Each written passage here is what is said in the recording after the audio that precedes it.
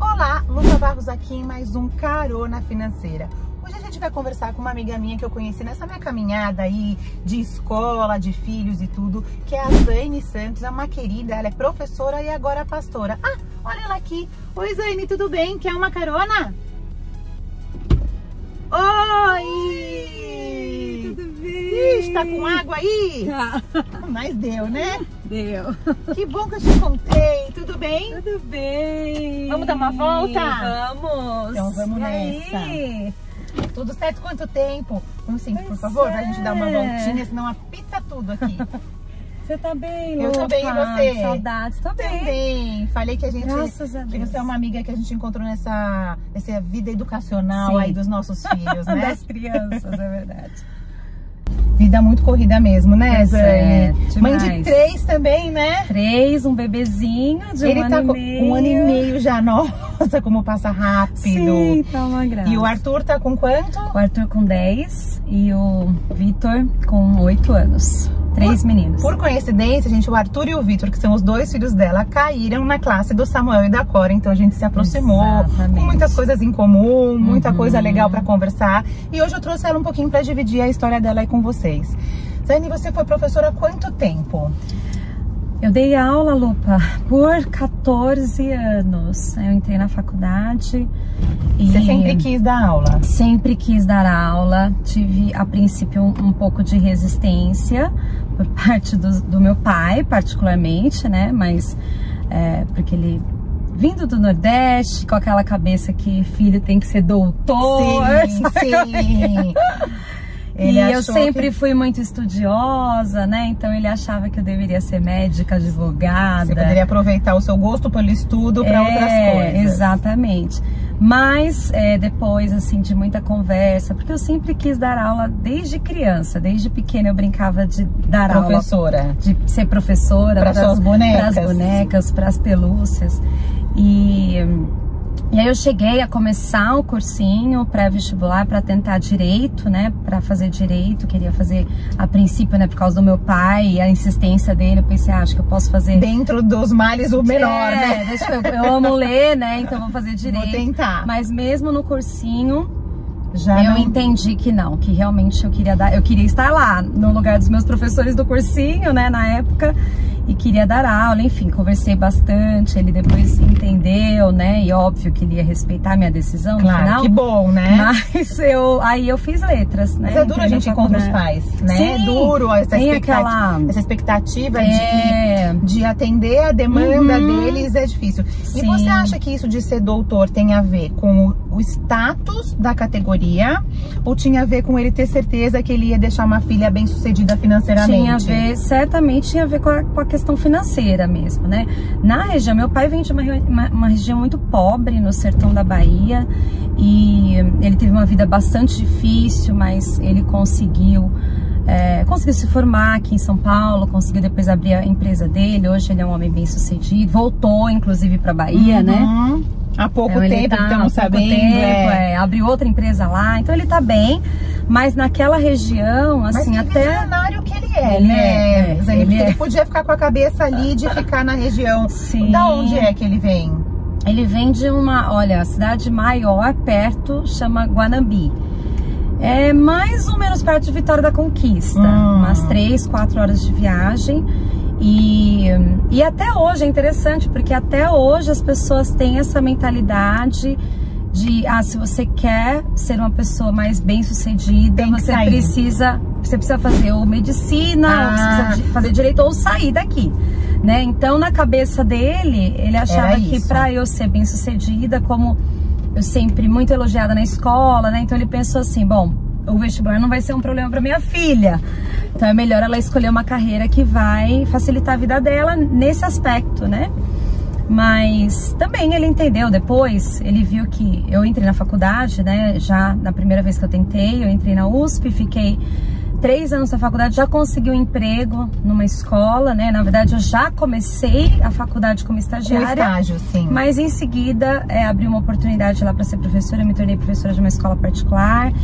E ali eu fui crescendo, né? E ele viu que também... A sua alegria também, né, Zane, na questão. Sim. Acha também que a cabeça dele, quando ele veio para São Paulo e ele entendeu que nem sempre a universidade é o que faz a gente ser bem sucedido aqui, tanto é que ele... Será que ele usa tudo que ele aprendeu na faculdade em abrir empresas, em empreender? Com Talvez não. É um feeling que ele tem ali, é um jeito dele. Sim. Então, será que hoje, se você fosse, você acha que ele tem outra cabeça? Ah, não, hoje a cabeça é totalmente diferente. Por isso que eu falo sobre esse assunto com bastante naturalidade, né? Eu acho que só na época mesmo que criou um certo desconforto, mas em seguida, quando eu comecei a trabalhar também, ele viu que mesmo essa carreira, né, que eu tinha escolhido, não era uma carreira ruim, que eu poderia crescer, que eu poderia ter um salário digno, né? E aos poucos... Mesmo o Brasil sendo tão difícil de apoiar. Mesmo no Brasil, né? Pra não apoiar a educação. Exatamente. Como não apoia, claro, mas você poderia crescer. A gente tem muitos desafios nessa área, né? Mas ainda assim, enfim, pouco tempo depois ele ficou super orgulhoso e falava pra todo mundo que a filha dele era professora. Até hoje ele fala que eu sou a melhor professora do Brasil. Na cabeça dele. Pai é tudo, né? Pai. Ele fala, minha filha é a melhor professora do Brasil. É isso que ele sentiu e fica, que pena que ela não dá mais aula, né? Mas também já chega lá. E você deu então por 14 anos. 14 anos em escolas particulares. Ensino médio, que você estava me contando, ensino fundamental 2, que é de 6º ao 9º agora, né? Eu comecei com o ensino médio, na verdade, o meu percurso, minha trajetória foi um pouco de lá pra cá. Eu comecei com os maiores, né? Comecei com o ensino médio, depois eu fui para um cursinho para vestibular. Que era mais velho ainda, né? Mais velho. E cheguei a dar aula para turmas específicas para medicina, né? Então, você dava aula de uma matéria específica? Eu dava aula só de língua portuguesa, né? Então, dava aula basicamente de gramática e redação. E também corrigia redações. Aí, depois que me veio uma oportunidade... de medicina, vou te falar, pelos que eu conheço, é dureza, né? Não, vou te falar pelo meu marido, que outro dia escreveu desenho com S, você quer morrer do coração. Desafio. E como aquele cursinho especificamente era um cursinho em que as pessoas tinham bastante interesse em universidades públicas, né? Então, muito assim, bem, né? Eles precisam ser bons em tudo, basicamente, em todas as matérias. Então a gente trabalhava... Não só no conteúdo de medicina, ali, no científico, eles precisavam... Exatamente, tinham que escrever muito bem, né? Pra ter uma nota boa de redação, enfim. Então eu fiquei ali nesse nicho por um tempo, depois surgiu uma oportunidade para eu dar aula para o 7º ano. Que foi aí um grupo novo pra mim, né? Mas aí eu fiquei 3 anos dando aula pra Fundamental 2, também uma experiência bem bacana. E quando você desistiu, assim, no sentido, sei que sempre você vai ser professora, isso pelo jeito de você contar, tá no seu coração pra sempre, né? Mas quando que você desistiu de seguir a carreira, o que veio como prioridade?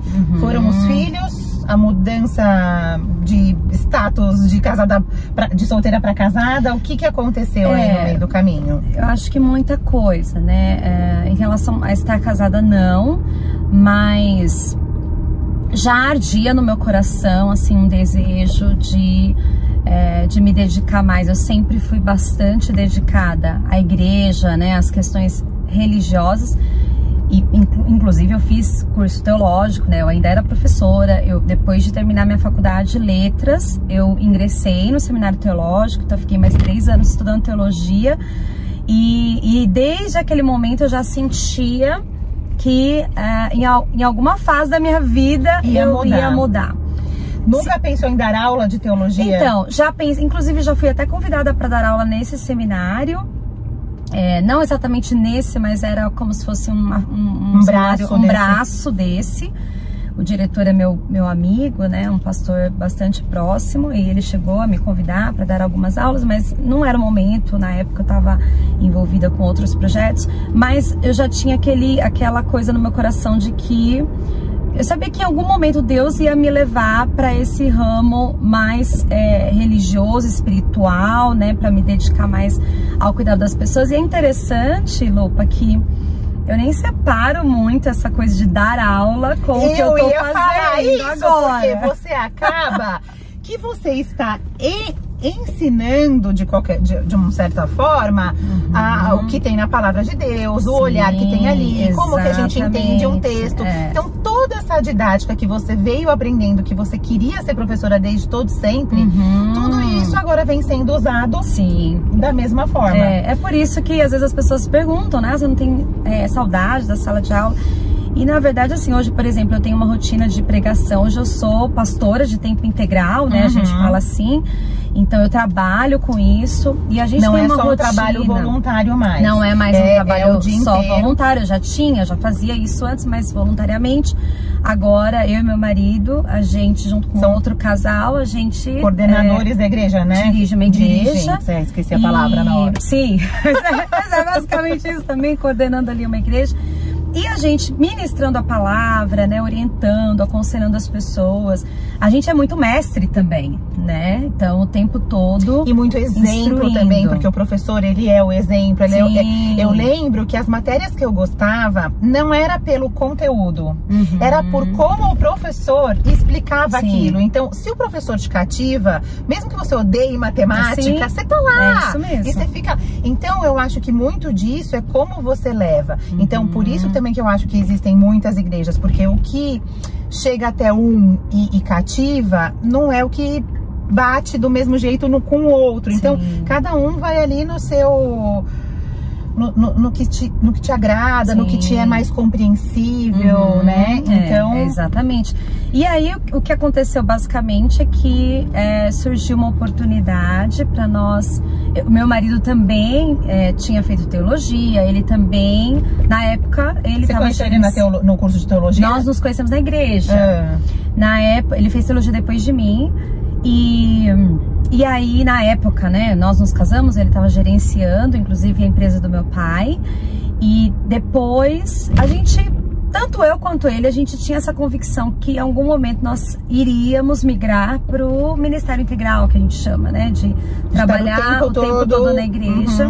Mas a gente estava em paz em relação ao momento, né? A gente estava vivendo intensamente ali a nossa fase, enfim, aquela temporada, até que surgiu... preparando, né? A gente sempre sabe que tudo é preparação. Sim. Até que surgiu uma oportunidade para nós estudarmos nos Estados Unidos, então nos especializarmos nessa área espiritual, mas agora com um viés mais... Era um curso para pastores? Um curso para pastores e líderes nos Estados Unidos, na Califórnia, no norte da Califórnia, na igreja Bethel. Ou Betel, né? Como eu já ia dizer que eu falava errado. Não, aqui a gente fala Betel, tá certo? E tem lá um curso que é um curso bem interessante, né? Que trabalha mais a questão espiritual mesmo. A gente já tinha uma boa base bíblica, né? Uma boa base de conhecimento bíblico. A gente queria desenvolver o outro aspecto. E nós fomos, né? Então nós decidimos, entendemos que era o momento de abrir mão das nossas carreiras aqui. Foi neste momento que... Foi talvez uma das maiores renúncias que nós fizemos. Porque eu sei que quando a gente fala sobre estudar fora, estudar nos Estados Unidos, parece tudo muito glamouroso, né? Mas pra mim, particularmente, foi o início de um processo difícil. Porque quando nós fomos, a princípio, no primeiro ano, eu não fui pra escola. Então, eu me tornei... a dona de casa. Do lar, né? Pela primeira vez. Eu já tava com as duas crianças. Eu sentia um pouco de... Se bem que mãe sempre tem essa coisa da culpa, né? Parece que o tempo todo... Gente, nasce uma mãe assim. Eu ia falar que eu sentia um pouco de culpa, mas que mãe que não sente culpa, né? E porque realmente o trabalho me consumia bastante.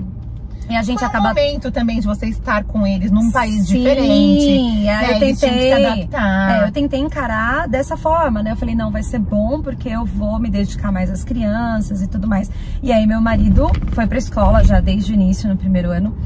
Mas assim, Lupa, eu sempre falo, né? Foi um desafio grande pra mim, porque eu percebi que muito da minha identidade estava ligada ao que eu fazia, ao que eu produzia profissionalmente. Ao seu trabalho. Entendeu? Mas isso não acha que é uma coisa do brasileiro? Porque você conversa com alguém, você conhece alguém, a pessoa não fala assim, que legal, mas do que você gosta? Qual é o seu hobby? Não, as pessoas perguntam assim, o que você faz? Exatamente. E não é o que você faz da vida no geral, é o que você faz profissionalmente. Então você é muito rotulado pelo que você é profissionalmente. E aí você é medido pelo status da sua profissão, você é medido pelo seu salário. Você não sente isso aqui? Sim, com certeza. E isso me pegou, né? Porque não é uma coisa que a gente tem consciência, mas eu lembro que... E outra, cheguei lá, não conhecia ninguém, eu sou uma pessoa muito de relacionamento, né? Então eu tava sentindo muita falta das minhas amizades. Eu era uma pessoa que eu tava bastante envolvida na minha igreja local aqui no Brasil, então chegando lá eu era uma pessoa estranha, né? E fora o trabalho e tudo mais. Então, de repente, eu me tornei a pessoa que cuida da casa e cuida das crianças, né?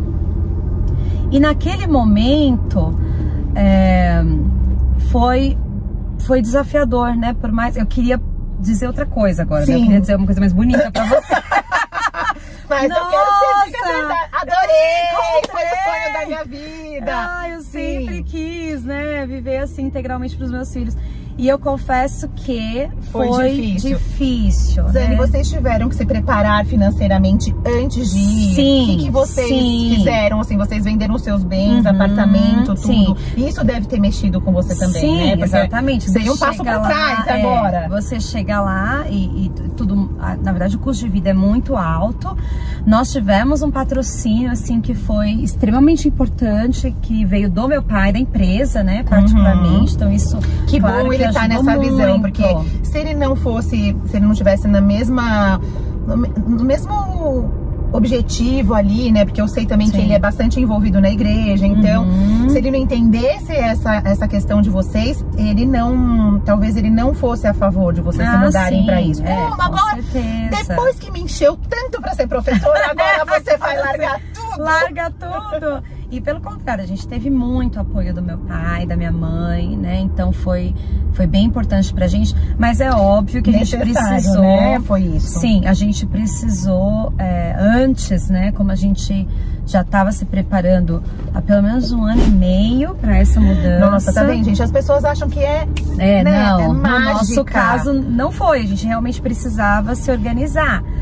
E se organizar, inclusive financeiramente, porque uma família de 4 pessoas, sem trabalhar, porque a gente não tinha visto de trabalho, e nós respeitamos, de fato, né, o nosso visto o tempo todo, assim, nós não trabalhamos nada durante esses 2 anos lá, então é só gastando, né, só gastando, então a gente se desfez de carro, depois o apartamento também foi vendido, pra conseguir nos custear lá. Você ficou quanto tempo lá? 2 anos. Nós ficamos 2 anos. E sim, né? Eu tava falando da questão das crianças, que foi um processo bem interessante pra mim, porque eu acho que houve muita cura também no meu coração, assim, e realmente aquela revelação do que é de fato prioridade, do que é importante. Eu me lembro que um dia eu estava lavando a louça e preparando o lanchinho das crianças. E na hora me veio aquela sensação, meu Deus, eu não tô fazendo nada de importante, tô todos os dias fazendo esse lanche. E ainda a escola ficava, tenta diversificar. Todo dia eu tinha que ter criatividade pra montar um lanche diferente. Mas assim... Tem umas mães que fazem a gente se sentir mal. Não é culpa delas, quero deixar claro. Mas, gente, a pessoa tira foto da lancheira com carinha, e bilhetinho, e escreve na banana, não é? Gente, eu falava, meu Deus, você sabe, gente, que isso foi um processo tão problemático pra mim da lancheira, que olha, eu acho que eu fiz por 1 ano. Depois eu sempre compro o lanche da escola, porque eu não consigo. Eu não consigo. Eu super entendo. E lá na escola onde eles estavam não tinha essa opção. Eu realmente tinha que preparar. Tinha que preparar, mas foi curioso, assim, Lopa, porque em um desses momentos eu senti Deus falando algo bem profundo no meu coração, ele dizendo assim, é exatamente isso que eu quero que você faça agora, eu tô muito feliz com o que você tá fazendo, e eu te chamei também pra isso. Então não era só sobre preparar o lanche, eu entendi que tinha a ver com um tempo de dedicação também, e de cuidado com a minha família, né, com os meus filhos, que aquela era a prioridade, e virou uma chave assim pra eu curtir aquele momento, pra eu entender que, poxa, eu não tava mais de repente pregando pra 500 pessoas como eu tava acostumada a fazer antes aqui no Brasil, nem dando aula pra um monte de aluno. Mas eu estava fazendo um trabalho que era extremamente importante para minha família, para os meus filhos, e ali eu consegui, a partir daquele momento, eu consegui curtir melhor aquela fase, sabe? E sim, depois fui fazendo amizades também, aos poucos eu fui entendendo o propósito, né, em tudo aquilo. E aí o seu tempo também chegou de fazer o curso depois, aí chegou, né? No ano seguinte eu comecei a fazer o curso e terminei o curso, foi maravilhoso, né? E interessante, porque aí muita gente achou que a gente não fosse mais voltar. Aquela coisa, né? A pessoa tá indo para os Estados Unidos, não volta mais. E temos né? essa noção mesmo de que sim, é mais seguro, sim, é mais tranquilo, sim, existe mais respeito entre as pessoas. E se tem problemas, claro. Sim. Mas, né, você sente isso? O que você mais sente falta?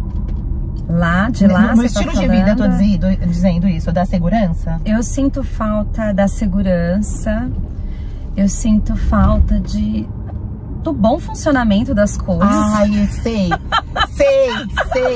Tudo funciona, né? Então, a organização. E eu estava, apesar de estar no estado da Califórnia, que é até importante a gente frisar, né? Que uma cidade como São Francisco, Los Angeles, talvez hoje sejam tão violentas quanto aqui a nossa região da Grande São Paulo. Tem piorado, né? Tem piorado cada vez mais. Mas eu tava numa cidade interior, Lupa. Então, uma cidade nas montanhas, né? Com mais ou menos 90 mil habitantes, extremamente segura. A correria, você acha também que a gente tem uma loucura mesmo aqui, que lá não tem? Não tem. E outra coisa, assim, o acesso a atividades na natureza, ao ar livre. Isso é uma coisa que eu sinto bastante. Pra todos, não só pra eles na escola. Pra todo mundo, né? Pra todos nós, assim, todo final de semana a gente ia explorar um parque. Quando eu falo de parque, não é assim, uma praça, né? Sim, o parque o dia inteiro, sim. Enorme, assim, né? Com muitas trilhas e tal. Então eu sinto falta dessa liberdade, né? Desse contato com a natureza. É engraçado, né? Porque minha vida lá era bem mais simples. E eu sinto falta dessa simplicidade, sabe? Pra outras pessoas, talvez a gente perguntasse, eu sinto falta do dinheiro que valia mais, porque embora o custo de vida seja alto, você consegue comprar as coisas, não é? Sim. A gente sentiria falta de outra, da qualidade das casas, dos serviços, e é disso, do simples, porque é o simples que é o importante. Exatamente. Eu sempre falo isso, e o meu convite pra você foi justamente sobre isso, porque nem tudo é sobre dinheiro. Sim. Veja, o seu pai, a gente sabe que é um empresário bem-sucedido, vocês poderiam seguir ali, não que não vai seguir em algum momento, essa empresa vai vir pra vocês de alguma forma em algum momento, mas vocês poderiam fazê-la duplicar de tamanho se vocês quisessem crescer, e vocês foram por um outro caminho. Então o propósito sempre é mais importante do que o dinheiro, e a gente tem invertido isso nos dias de hoje. Exatamente. Né? Você sabe, Lupa, que assim, nós surgiram algumas oportunidades para nós ficarmos nos Estados Unidos, né? E no caso, imagina, você poder trabalhar nos Estados Unidos com visto, né, adequado, ganhando em dólar, né? E a educação das crianças. Seria assim, para muitos seria uma oportunidade assim irrecusável, né? Mas você tocou numa palavra que para mim é a palavra que me move, e que é propósito. Né? Então eu entendia, mesmo os nossos amigos lá, eles no final dos nossos 2 anos, né, dessa temporada, eles, não, mas vocês deviam ficar aqui, porque olha, tem essa oportunidade, tem aquela oportunidade e tal.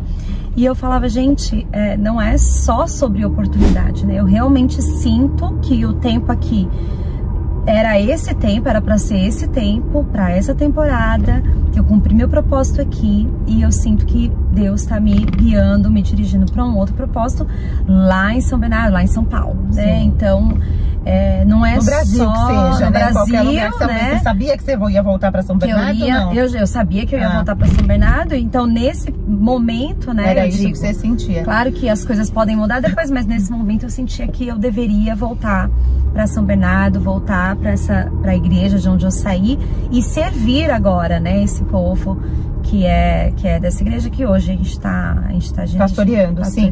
Rosane, mas a gente também fala muito propósito e muito ligado ao espiritual. Agora, cada um tem o seu propósito. E eu vejo as pessoas numa fúria. Eu tenho uma amiga, ela é publicitária. Ela não gosta do que ela faz. Ela odeia, ela fala, eu odeio. Só que ela foi crescendo num determinado período de tempo, quando ela era nova, quando ela dava mesmo tudo de si ali dentro, de pular de uma agência para outra, e vai morar aqui, vai morar lá, e ela aceitava todas as oportunidades.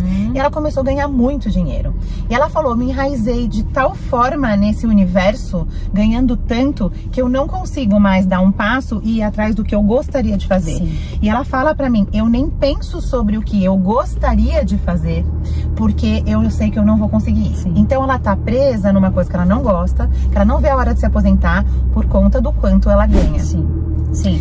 E o propósito pode, só pra terminar, isso não precisa ser só espiritual, ela poderia achar alguma coisa dentro da publicidade ou ligado ao que ela aprendeu nesses anos todos que deixasse o coração dela feliz e tocasse a vida das pessoas. E ela poderia continuar ganhando dinheiro com isso, talvez não tanto, mas continuar sendo bem sucedida dentro do que ela ficasse feliz. E o propósito dela de ser útil para além do quanto ela vai ganhar de dinheiro, né? Sim. Então não é só pro lado espiritual, porque tem gente que acha só isso, só porque você tinha... Ah, não, a Zaine tinha um dom, então não é? Não, eu não vejo dessa forma, pelo contrário, assim. De fato, eu já sabia desde muito nova que eu tinha um chamado, que em algum momento Deus iria... Foi pra isso que você foi feita. Exatamente. Tem uma amiga minha, ela veio e falou isso, ela falou, a gente precisa descobrir pra que Deus nos fez, e cada um tem a sua função. Sim. E eu ia dar, inclusive, o seu exemplo, né, Lupa? Eu falo pra algumas pessoas que te conhecem, né, inclusive que tem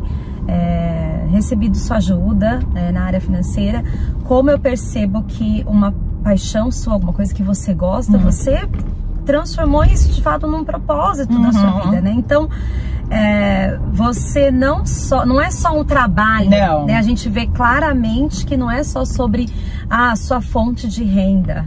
Sim, é isso que eu digo. Sim, é a minha fonte de renda. Mas não é só sobre isso, né? Então a gente percebe... Muito pelo contrário, porque isso é o de menos no montante. Porque hoje, né, estamos numa condição familiar que a minha renda nem é a mais importante ali. Porque também tive esse momento igual você, de que parei de trabalhar. Era por outros motivos, era porque o Samuel tinha na gravidez a atresia de esôfago, lembra?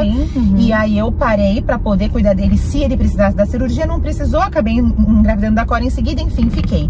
E tive isso que você contou de fazendo o lanchinho, lavando a louça. Eu não lembro exatamente o momento, mas eu lembro claramente que no meu coração veio: este é o trabalho importante, porque eu ficava com uma sensação de que eu tava parando a minha vida. É isso mesmo. E aí eu senti assim, este é o trabalho importante, não os outros. Este, de cuidar dos seus filhos aqui agora e de deixar essa casa em ordem enquanto o Pedro precisa ir lá estudar e fazer a residência, que ele trabalhava loucamente, mais a residência e mais. Então, quando agora eu faço, ele cresceu na carreira dele e a minha renda não seria necessária neste momento. Então ele é muito mais sobre o quanto eu fico feliz com o que eu faço, do que sobre o quanto eu preciso desse dinheiro, né? Graças a Deus. Então, e não tem preço, né, Zaine? Receber um obrigada porque a minha vida mudou pelo que eu enxerguei diferente. Porque isso, eu acho que tem a ver com a nossa relevância no mundo, né? O impacto que a gente gera nas pessoas, e isso em todas as áreas profissionais. Você pode... E é curioso, né, Lupa? Porque também quando você tá fazendo um trabalho de forma muito apaixonada, muito engajada, entendendo o propósito naquilo, você trabalha muito melhor e muitas vezes também você ganha mais. Você ganha mais. Sim, o dinheiro é a consequência. Então você ganha mais. Por isso que, por exemplo, mesmo na minha carreira como professora, eu percebi assim que Deus honrava ali a minha paixão, meu envolvimento, meu engajamento, a minha dedicação, e sempre me dando um trabalho melhor do que o anterior, sabe assim? Então eu percebia que existia de fato um propósito naquele trabalho, porque eu sobretudo queria ensinar não só gramática ou redação, o que quer que fosse. Eu queria impactar a vida das pessoas, no fundo.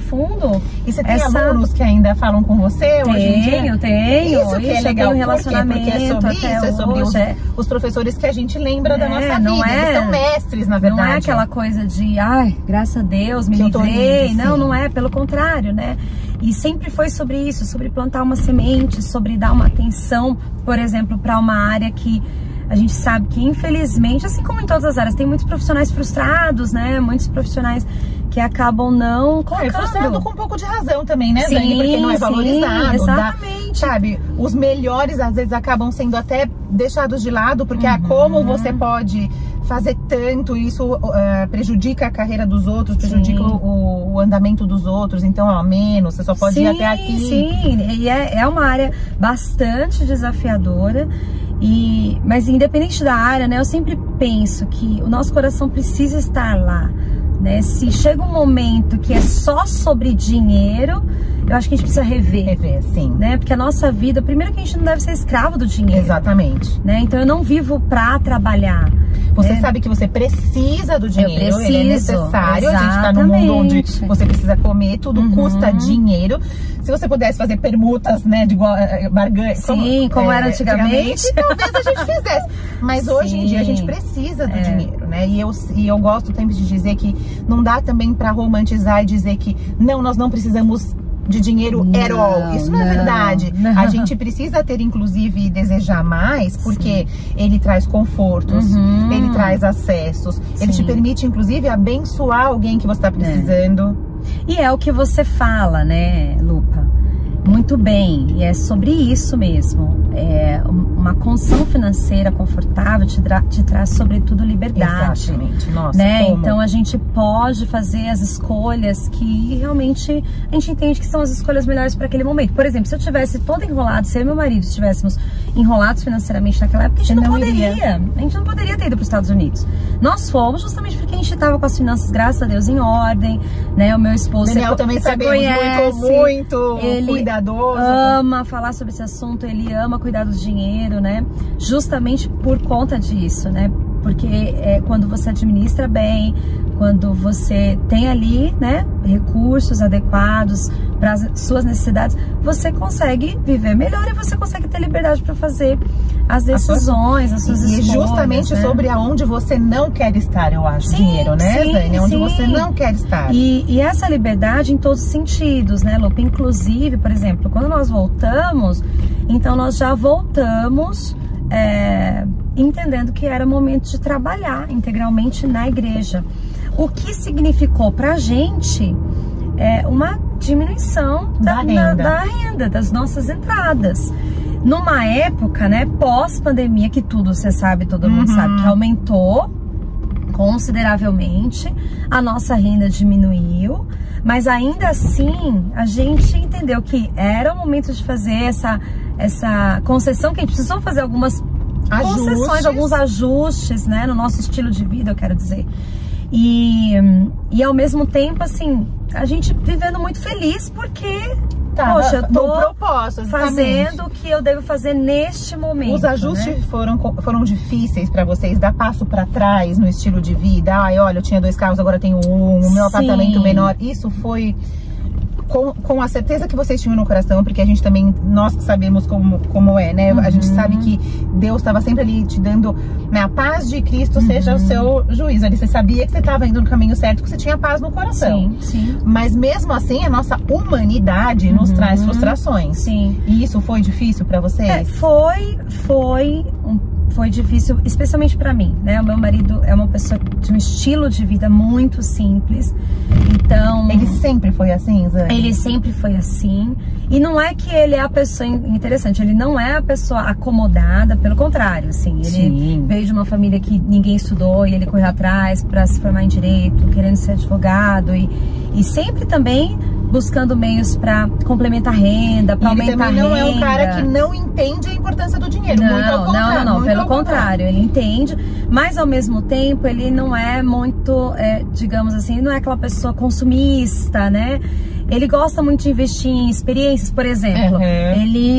Ele não poupou, né, nem recursos, nem esforços para proporcionar essa experiência para nossa família, de vivermos 2 anos fora, né? Então, para ele isso é muito mais importante do que ter um super carro, ou ter não sei quantos sapatos, ou ter relógio, não sei qual.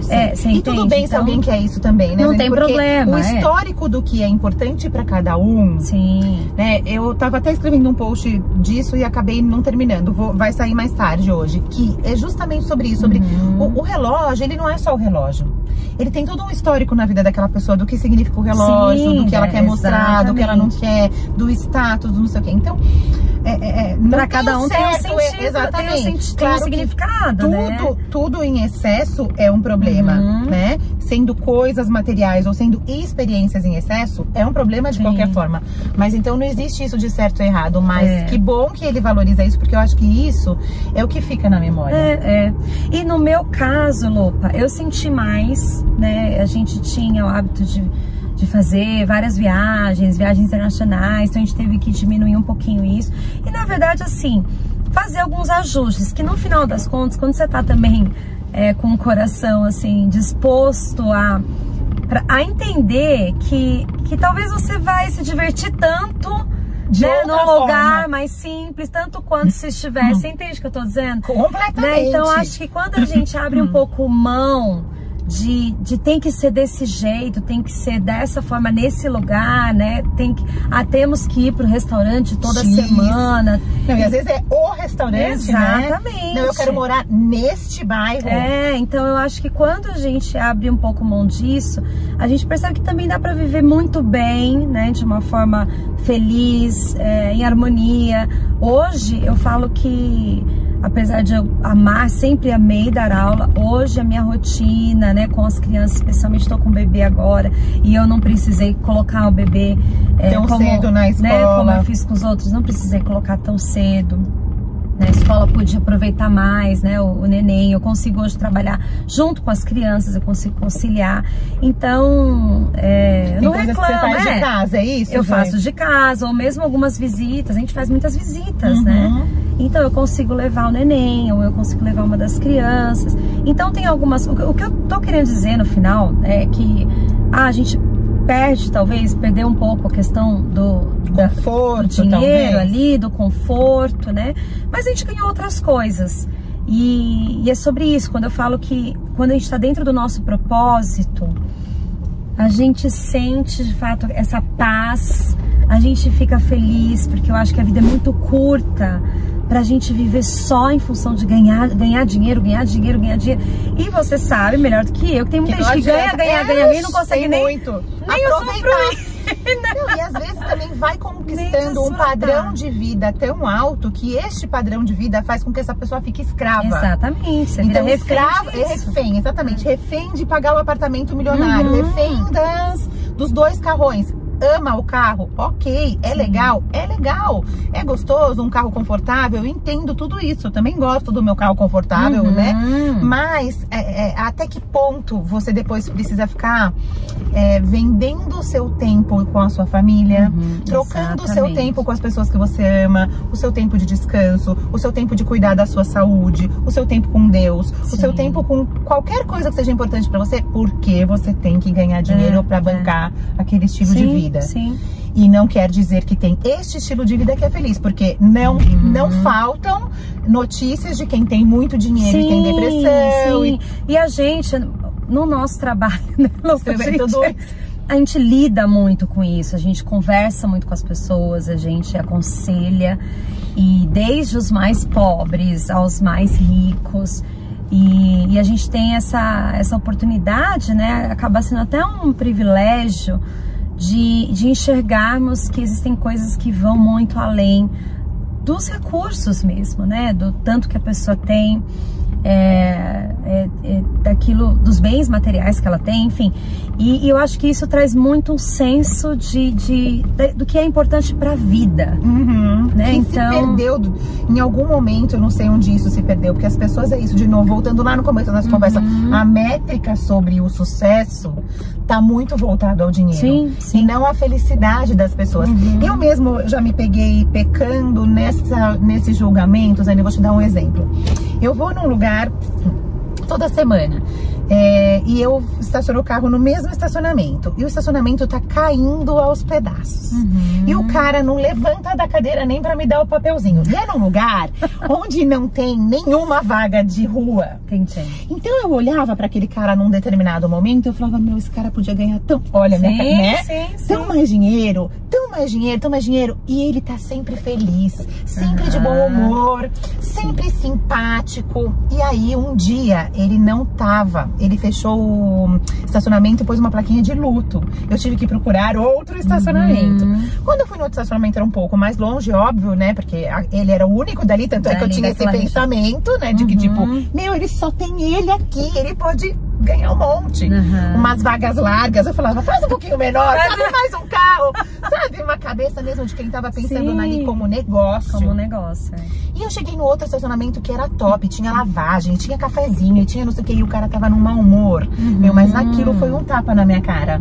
Do tipo, olha só, esse cara aqui deve estar ganhando muito mais dinheiro, né? E ele tá nesse mau humor, nessa grosseria, desse jeito. E o outro feliz da vida com a medida que lhe coube. Aquilo é suficiente pra ele. Ele tá felizão. É assim que ele quer, não quer gastar com o estacionamento mais. Ele é assim, pra ele tá bom. Então a gente tem uma métrica errada sobre o que é importante pro outro, né? E até mesmo, né, quando você pensa, por exemplo, é uma loucura, né? Todos nós somos reféns do sistema, né? Enfim, não tem como a gente dizer que tá fora disso. É como você falou, a nossa mente funciona dessa forma, né? Foi treinada pra pensar desse jeito, a gente precisa ganhar, a gente precisa ganhar dinheiro, a gente precisa ficar mais rico, enfim. Só que é uma coisa tão paradoxal, porque quando você pensa que a pessoa, aí ela trabalha, vive em função do trabalho, e aquilo traz doenças, a gente sabe disso, doenças de ordem emocional, né, doenças físicas, e aí depois até nos relacionamentos, depois aí ela gasta rios de dinheiro pra se curar, exatamente, pra se curar dessas doenças, dessas enfermidades. Né? Então, quando a gente conversa com as pessoas na intimidade, né? Porque hoje também a gente vive muito no mundo de aparências, e eu já cansei de atender pessoas que falam, Zaine, aquilo que eu posto nas minhas redes sociais não tem absolutamente nada a ver com a minha vida, né? Com a maneira como eu tô me sentindo. A gente chegou nisso, que loucura. Exatamente. Então, e você vê que isso também acaba incentivando, encorajando as pessoas que estão assistindo, né? Aqueles vídeos, aquelas fotos. Você se sente mal, igual o lanchinho que eu acabei de falar. Exatamente. Você se sente naquela cobrança. Eu preciso... Com o meu corpo. Eu preciso fazer alguma coisa, preciso ganhar mais dinheiro pra fazer essa viagem, né? Pra ter esse carro. Ou pra ter esse corpo. Exatamente. Né? Então... só que no final das contas também tudo aquilo lá é tudo ilusão, né? É tudo... É um recorte que às vezes nem é real da vida da pessoa. Às vezes pode até ser que ela poste a verdade, sim, né? Sim, claro. Eu não posso...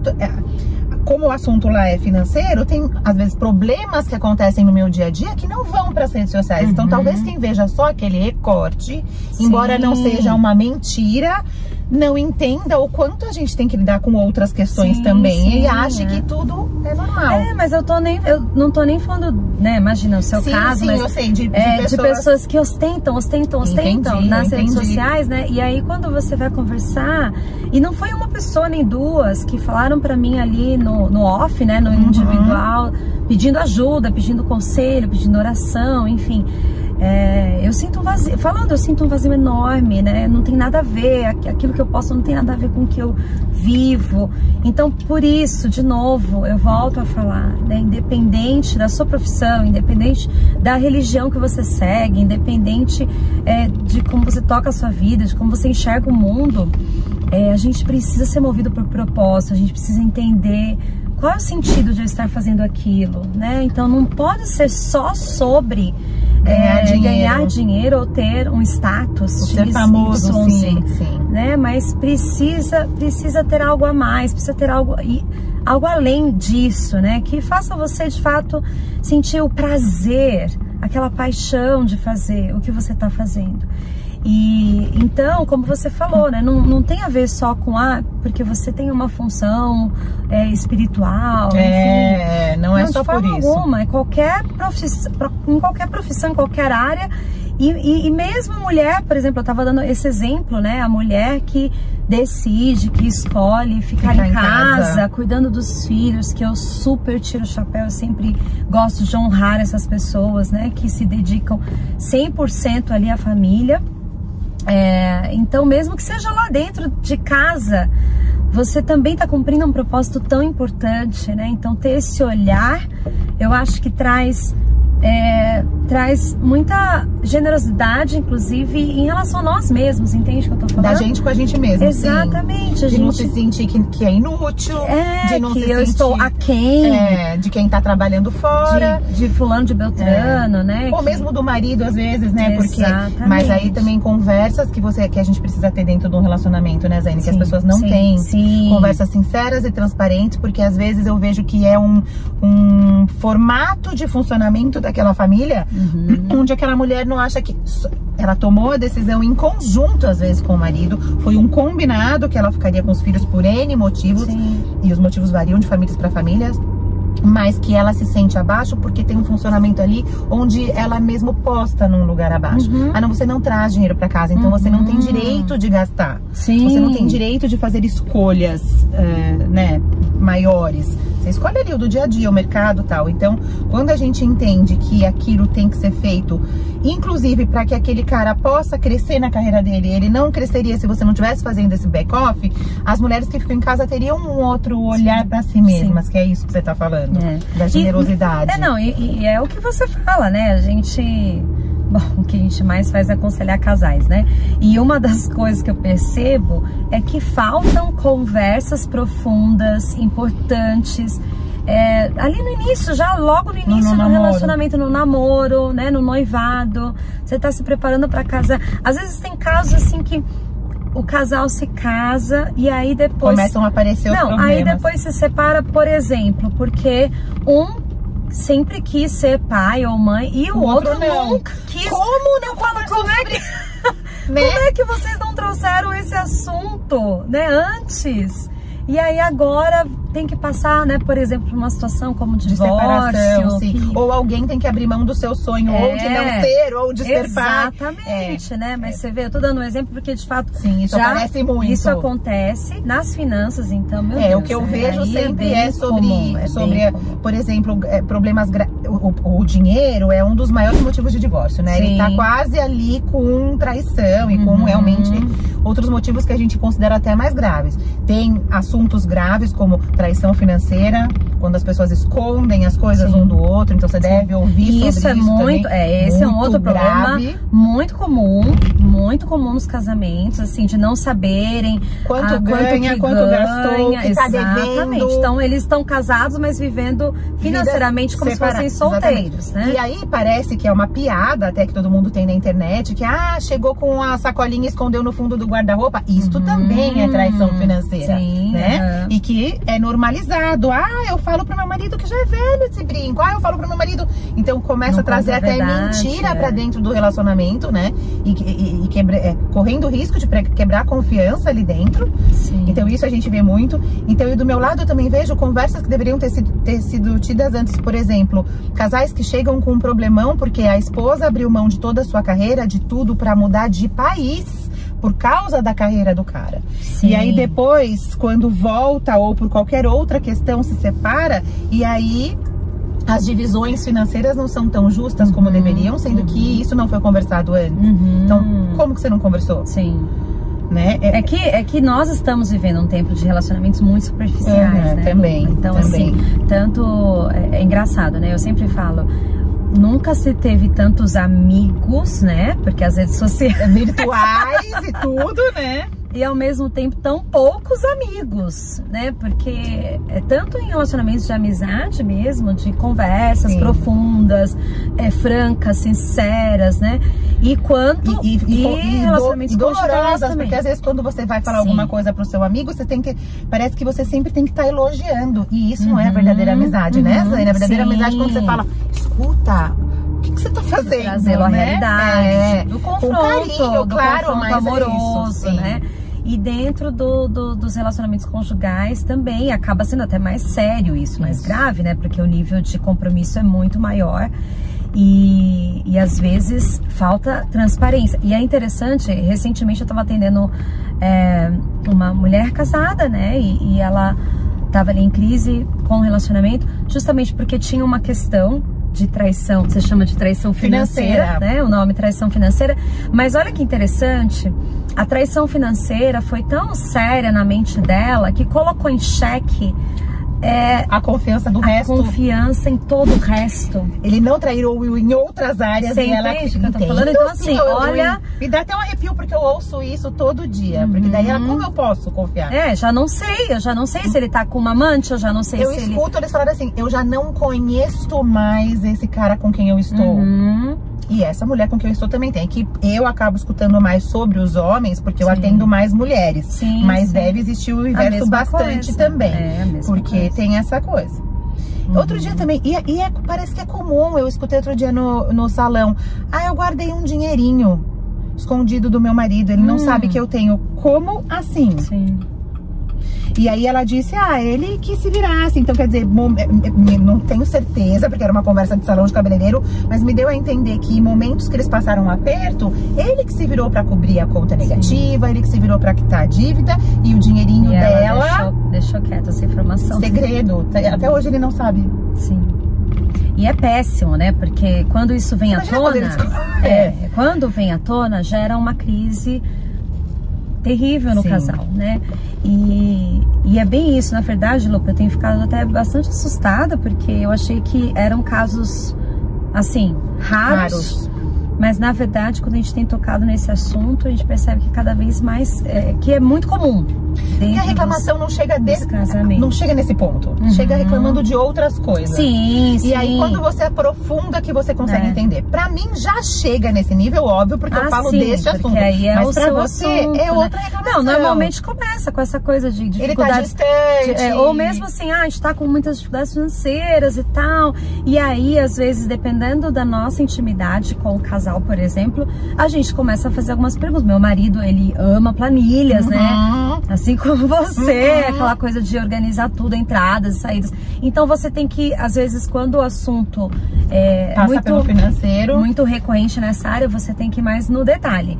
E aí você percebe que, poxa, calma aí, as entradas, né, nessa família são altas, não cobririam, né? Por que eles estão com prestações atrasadas, com, sabe assim, dívidas ali básicas, né, que não estão conseguindo cobrir?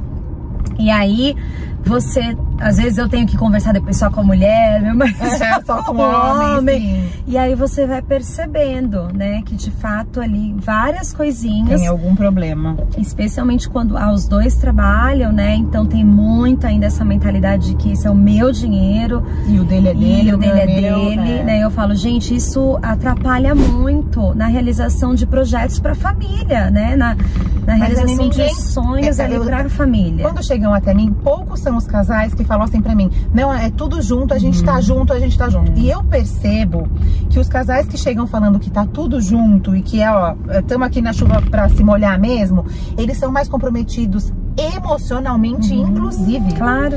Quando começa, não, esse é meu dinheiro, esse é o dinheiro dela, parece que eles já entraram esperando que pudesse acontecer alguma coisa, que eles vão sair desse relacionamento. Sim. Então, eu fico perguntando, e se um fica doente? E se um deixa de ter renda? Porque, não, ela paga 33,3% da conta de luz, porque ela ganha 33,3% menos do que eu. Eu vejo isso. eu fico imaginando a minha cara que eu faço. Assim, vira um negócio, né? Exatamente. Vira um negócio. E o Pedro, meu marido, ele tem uma frase muito importante. Ele fala, dependendo de como você tá na relação, você não é mais um casal. Vocês são duas pessoas resolvendo problemas do dia a dia. Sim, ele fala isso sobre casais que não tem mais a sua intimidade. A gente encontra muito também, né? Demais. Estamos falando de intimidade sexual mesmo. Isso. Que daí a pessoa se encontra, sei lá, uma vez a cada... outro problema. Um problema. Que agora, de uns tempos pra cá, inclusive, eu tenho feito perguntas bem assim. Objetivas sobre porque eu fiquei assustada com as coisas que a gente perguntava, como é que tá essa área? Tudo bem, porque acha que tudo bem. Aí depois você vai mais no fundo, porque você percebe que o casal não tá ali, conectado, né? Você vai, e é uma área tão importante pra conexão, né? Você vê, então... Isso, e sobre o dinheiro também, que daí ele fala, você vira duas pessoas como se fossem roommates. Vocês resolvem problemas do dia a dia, resolvem sobre a educação dos filhos, resolvem sobre como pagar as contas da casa, mas vocês não são um casal. E eu brinco lá, né? Um só corpo, um só bolso. Exatamente. Mas eu tenho essa cabeça, Zé, que você tem, e a gente vem também do que é escrito na palavra, do que é ensinado lá. E isso pode funcionar super bem para quem tem outras crenças também. Sim, a partir do momento que eles entenderem o quanto precisa estar junto no relacionamento, no mesmo objetivo. Eu vejo um casal, um guarda, o outro é gastão. Aí o que guarda paga as férias. Ele se sente péssimo, porque ele se sente abusado. O que não guardou também se sente péssimo, porque ele fala, eu cobri os buracos do dia a dia. Então, se não tá no mesmo objetivo, eu não vejo, tudo errado. assim, eu não vejo vantagem nenhuma dentro de um casamento. Que delícia escutar isso de outra pessoa aqui. Eu não vejo. Agora, né, falando do nosso ponto de vista, que eu nem trabalho especificamente nessa área, mas eu não consigo enxergar nenhuma vantagem. E são muitos casos, como você falou. Normalmente, a gente tem visto que as pessoas separam as coisas, né? Então, eu ganho X, eu pago isso, ele não sei o quê. E eu até hoje eu não consigo ver vantagem nesse formato, porque inclusive essa questão que você pontuou da diferença salarial, que às vezes pega ali no relacionamento, né? Seja, não importa se é o homem que ganha mais, se é a mulher que ganha mais. Isso normalmente assim desaparece. Esse problema não existe quando o dinheiro é nosso. O dinheiro é nosso, entendeu? Porque é da família. Esse é o nosso dinheiro, é pra família. Inclusive você consegue, eu falo, a gente consegue, olha, eu e meu marido, a gente nunca ganhou individualmente, a gente nunca ganhou rios de dinheiro. Eu sou professora, ele é gestor de uma empresa, mas era gestor de uma microempresa.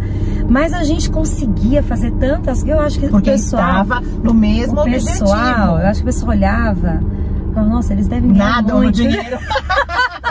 Mas não é administração. Sim. E o dinheiro é nosso. Isso que eu digo, não é quanto você ganha, exatamente. É como você usa. Exatamente, né? E a gente conseguia fazer ali muitas coisas. Por quê? Porque a gente tem um projeto como família, a gente tem sonhos como família. Então vamos fazer uma viagem internacional no final do ano. Todos legal, abrem mão de coisas naquele ano pra fazer aquela viagem. É tudo junto, todos né? abrem mão. Agora, se eu continuo guardando meu dinheiro sozinha, separado, né? O que é do outro?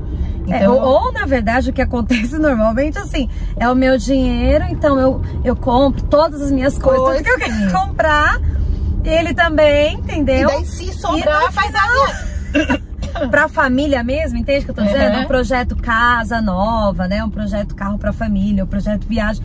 Fica sempre dos filhos, que seja, fica sempre em segundo plano. Fica sempre em segundo plano, porque realmente não dá, né? Essa matemática aí, eu falo, gente, olha só, vocês dois juntos, vocês ganham um valor muito bom. Daria pra vocês estarem com uma casa mais decente, né? Porque às vezes a gente atende pessoas que moram em situação assim tão, sabe, tão deplorável, mas tá sempre com, né, com aquele tênis de R$1.000. E aí eu sempre repito isso, que não é um julgamento da nossa parte de comprar o tênis de R$1.000. Mas você vê que a ordem dos fatores naquele momento. Você vê que a família não tá bem, não está entendeu? como prioridade. A família não está bem, a gente tá ali na casa justamente porque estão chamando para se aconselhar. Exatamente, porque estão com dificuldade, porque não tem uma casa adequada para a família. Nunca, a gente já atendeu famílias assim, Lupa, de um casal que tá casado há 10 anos, nunca fizeram uma viagem. Imagina, assim, nunca fizeram uma viagem em família. Então é disso que eu tô falando, e né? às vezes tudo bem não fazer a viagem em família, se pra aquela família isso não é importante. Não é o que eu já atendi gente que fala assim, eu não gosto de viajar, eu quero investir na minha casa, eu gosto de ficar dentro da minha casa. E aí quer ter a melhor casa, o melhor sofá. Ok, então esse é o objetivo. Legal. Mas quer viajar e se sente frustrado. Porque eu nunca consigo passear, a gente nunca faz um passeio. Parece que só vive pra pagar contas. Ele nunca me leva pra passear, então fica nessa coisa que eu falo, então, gente. Então ele nunca me leva pra passear, daí começa, né, a dedos apontados. Mas se você também não tá aguardando, né, então ninguém tá colaborando com este mesmo objetivo. É isso que a gente tá falando, é essa mentalidade de isso é meu, eu gasto da maneira como eu quiser, e ele também gasta da maneira como ele quiser, e no final a família falta para um projeto em família, né? Seja casa, seja o que quer que seja, né? E esse negócio do 33,3% que eu brinco, mas é verdade, eu peguei isso. Tem o seguinte também, ainda. Que a mulher tem um problema na sua carreira quando ela quer ter filhos. Às vezes ela tem que pausar a carreira para um projeto de família, de ter filhos, porque não é a mesma coisa a sua promoção quando você tem que ficar não sei quantos meses de licença maternidade. Então isso também não dá para querer colocar essa história da igualdade. É muito bonita na conversa, mas não dá para colocar no mesmo balaio isso, porque o cara não tem, o homem não tem interrupção na sua carreira. E a mulher, ela fica grávida, ela tem que fazer um pré-natal, ela não se sente tão bem com aquele barrigão como elas, com a mesma disposição. Ela tem licença maternidade, muitas vezes é ela que sai para buscar filho na escola quando ele tá doente. Quando, principalmente as crianças pequenas, por exemplo, você não consegue ter a mesma carga horária de trabalho normalmente que o homem tem, né? Pode, se você tiver uma condição financeira que você terceirize isso, mas aí também precisa ver se você quer terceirizar isso, né? E aí isso é muito difícil. Então, como que você tá querendo fazer 33,3% se ela não consegue chegar num igual ao seu? Porque gravidez, filhos e um histórico todo no seu muitas caminho. Variáveis aí, né? Mas é isso, né, Lupa? A gente volta naquela questão. Até onde isso tá sendo realmente um casamento, né? Porque o casamento, então, é só na cama lá. E olhe lá, porque às vezes nem isso tá tendo. Né? Porque o casamento diz respeito a uma vida em projeto junto. Né? Projeto de vida. Exatamente. Então, o Pedro, num dia que ele veio aqui conversar comigo no carona, ele falou, ninguém deveria casar já pensando em se separar. Então fica lá, ai, qual é a comunhão de bens? Ai, qual é não sei o quê? Ah, não, vou fazer a separação total de bens, porque se separar não vai levar R$1 meu. A pessoa já entra com uma cabeça esquisita. Eu não entrei pra separar. E aí não adianta nada depois lá no altar, né? Aquelas frases bonitas, na alegria, na tristeza. Não adianta nada. Não adianta nada. Gente, isso é sério. Né? Casamento família, é uma coisa muito importante que deveria ser uma das nossas maiores prioridades, né? Então fica difícil mesmo sustentar um casamento quando cada um pensa por si, né? E não tem esse entendimento de pensar em conjunto mesmo. Bom, a gente começou sobre escola e terminou sobre cama. Inclusive é um assunto que eu gosto de falar. Depois, se quiser, a gente vai só pra falar sobre isso. Tô muito chateada que a gente já chegou aqui no lugar que eu tenho que te levar, porque eu adoraria seguir essa conversa por horas. Eu sabia, Zane, porque eu tenho uma coisa que eu sinto de você, que você nunca faz de um problema um drama na sua vida. Isso é uma coisa que você me passa. Então, foi difícil pra eu ir pros Estados Unidos, abrir mão de muita coisa, abrir mão da minha carreira, estar só cuidando das crianças, mas isso não é não sei, eu sinto que você não vira isso uma âncora na sua vida, você sempre procura olhar o lado melhor, e eu sabia que você ia trazer um ponto positivo, então por mim conversaria com você horas aqui. Foi muito bom, muito bom. Mas infelizmente estamos chegando aqui. Antes de eu estacionar, vou dar mais uma última volta no quarteirão, tá? Porque eu tenho duas coisas pra te falar. Primeiro, que eu trouxe um presente pra você, vou te dar já assim que eu parar aqui. E o segundo é o seguinte, Zane, a gente sempre termina aqui com uma chave. Por quê? Porque é uma chave que precisa para esse carro funcionar e a gente dá essa volta, uma chave que mudou aqui na minha cabeça quando eu resolvi olhar para as minhas finanças, a chave que todo mundo muda ali dentro de si, você até falou dela aqui também, pra gente levar uma vida diferente do que a gente estava levando e fazer com que ela tenha mais sentido. Então eu já queria te perguntar qual é a chave que você deixa aí pra quem nos assistiu até agora. Certo. Tá pensando? Enquanto você pensa, difícil, né, gente? Porque é tanta coisa que a gente quer. Enquanto você pensa, eu quero te dar um presente. Por quê? Tem pessoas que acreditam nesse projeto aqui da gente levar pontos de vista diferentes, informações diferentes para as outras pessoas e patrocinam, né? Nos ajudam aqui no Carona Financeira. Então tem a Mariana Ribeiro, que sempre me veste, quem faz o meu cabelo, e tem a Flávia Norte, que faz esse presente pra eu dar pra você. Então, enquanto você pensa, você abre o seu presente. Enquanto ela abre o presente, pensa na chave. E você que gostou dessa conversa, curte, compartilha, deixa seu comentário aqui. Convida a Zane de novo, que dela volta, né, Zane? Sim. Pra gente conversar sobre os outros assuntos. Delícia esse bate-papo. Passou tão rápido, né? Você vê? Pelo menos pra mim. Passou pra mim também. E a gente até estourou o tempo. Paloma vai me matar, mas é isso. E aí você se inscreve no canal, que você consegue sempre saber em primeira mão quais são os episódios que estão no ar. Ai, que lindo! lindo! Sei que você não precisa, que o Daniel cuida de tudo, mas é um mini planner pra você. E tem um versículo ali, ó. A Flavinha faz arte cristã. Sim, e ela fez. É que tá bem clarinho. Se mãos fizerem, dará certo. Amém. Não é amém. legal? E ela também falou sobre o propósito. Ela falou, eu tive que descobrir o que deu, pra que eu fui feita. Foi feita pra fazer o quê? Ela falou muito sobre isso também, bem legal. E a minha chave Qual tem a ver com isso? Tem? A minha chave é viver por um propósito. Então, eu quero deixar Sem essa saber mensagem. disso, falamos a nossa conversa toda sobre propósito. Pois é, quero deixar essa mensagem para você que está nos acompanhando, né? E você, Lupa, é um exemplo para mim nessa área, porque de fato você traz esse propósito no seu trabalho e as pessoas são mudadas, né? São impactadas. Que bom ouvir, porque eu sei que você conhece pessoas que estão sendo... Conheço, acompanho algumas delas do outro lado, né? O lado espiritual. Me ajuda lá, tá? Me ajuda lá. E faz tanta diferença, né? É e aí eu acho que é justamente quando a gente tá dentro do nosso propósito, é esse texto que ele se cumpre, né? Tudo que as suas mãos fizerem, tudo, não importa qual é, o que é, em que área é, tudo que elas fizerem dará certo. Porque você falou isso, você faz com mais amor, você faz melhor, você se entrega mais, então chega lá. É isso amiga, mesmo. Que delícia. Obrigada. Chegamos aqui. Te deixo aqui, então. A gente se encontra numa próxima vez. Tá bom. Voltamos, hein? Quero continuar mais. Sim. Tchau, tchau pra vocês. Tchau, Lu. Tchau, Zane. Obrigada. Até a próxima. E esse foi mais um Carona Financeira. Vejo você na próxima.